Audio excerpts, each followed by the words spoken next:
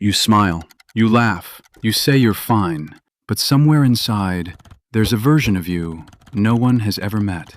Not because you're hiding something wrong, but because the world taught you your real self wasn't safe to show. And psychology calls this the false self. It starts early. A child learns fast. Certain emotions get punished. Certain feelings get ignored. So they build a version of themselves that feels accepted, calm, agreeable, easy.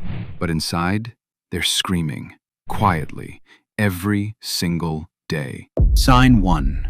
You are a master at reading the room. People who hide their true self become hyper-aware of others' moods. They adjust, they perform, they survive. Not because they're fake, because they learned. Reading people keeps you safe. Sign 2. You find it almost impossible to say what you actually feel. Someone asks, "Are you okay?"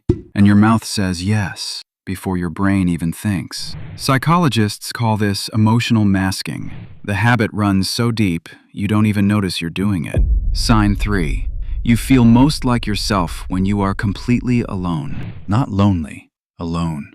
That's when the mask comes off. That's when you finally breathe. Sign 4. You are exhausted after social situations, even good ones, because you weren't just socializing, you were performing, and performances drain energy, fast. Sign 5. You deeply fear being truly known.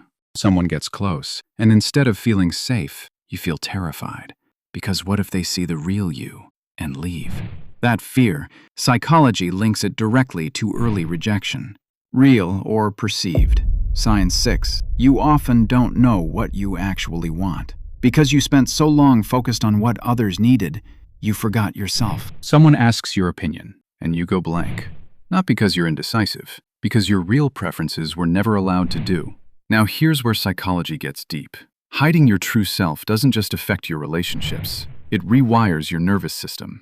Your brain starts to see authenticity as a threat. Being real begins to feel more dangerous than staying hidden, even when no danger actually exists. Research shows people who consistently suppress their true identity experience higher rates of anxiety, depression, and chronic loneliness. Not because life is hard, but because living as someone you're not is the heaviest thing a person can carry. And the saddest part?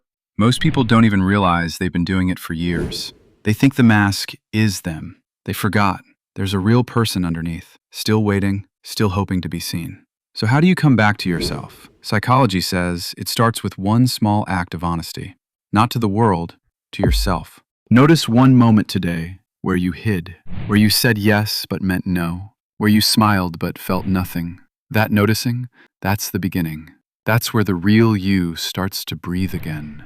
You were never too much. You were never too broken. You were just taught to believe you were.